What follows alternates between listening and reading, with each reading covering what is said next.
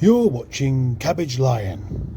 No, I mean Project Nigel. Project Nigel, that's the one. I'm going to remove the front subframe. That's the idea. That's the plan. Whether it'll work or not, I don't know. Because actually, come to think of it, I did actually, just one bolt I started trying to remove last week. It rounded off. The whole thing's about rounded bolts on this car. Not going to stop me from trying, of course. As an example of just how rounded these bolts become, that is a 15mm bolt and that's a 15mm socket. And look at that, you're never going to get that off with that. So again, my only opportunity, my only chance is a 14mm smacked on. And that's the way I've got to do things until I acquire some proper tools. Who's this guy here? What's he doing? Hello? Hello? Hello. These are always missing. Buy them now. Are you buying them? Yes, definitely. I'm not doing much videoing because most of it's going wrong and my camera's out of focus. Practically giving up on getting the subframe off because so many of the bolts are just too rounded really to get anywhere with. It's quite disappointing, but I'm used to that kind of thing. Didn't really want to be doing the rough method, but seems I have no choice if I want that steering rack out. To the man who invented rusty bolts, I hope your Weetabix are always soggy and you get shot in the elbow. I actually did a proper pose for the video thumbnail there. Silly, eh?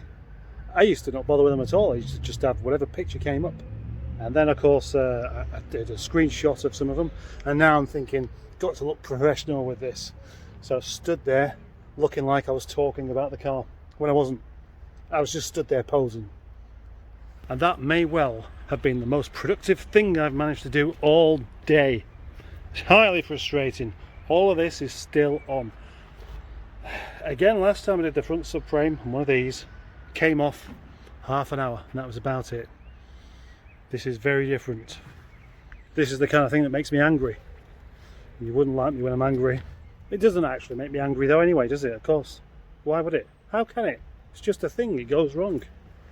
If it was the kind of thing that made me angry, it would make me angry, but it doesn't. I've got other things to think about now. Now, it might look to some people, this is like taking makeup off, but it's not, it's just taking dirt off. Because I've got to go to the shop, and for some reason having a dirty face isn't acceptable in the shop. Not that I've said that, but like most people you kind of feel a bit embarrassed by it.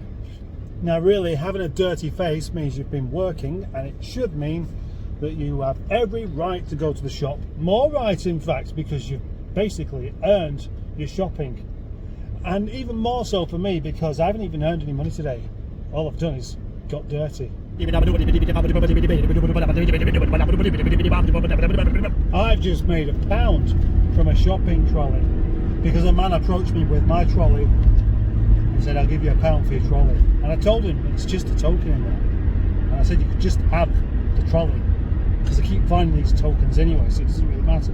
But he insisted on giving me this £1, well, 5 20p coins.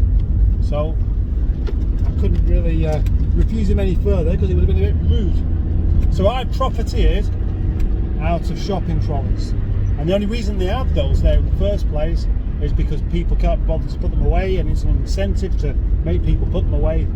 So what I should do is put that £1 towards removing dents caused by trolleys that I don't get because I never park anywhere near the trolleys or near anyone else's cars. I always park as far away as possible. So there we go, clear profit, £1. I've made more money out of shopping trolleys today than I have messing around with cars.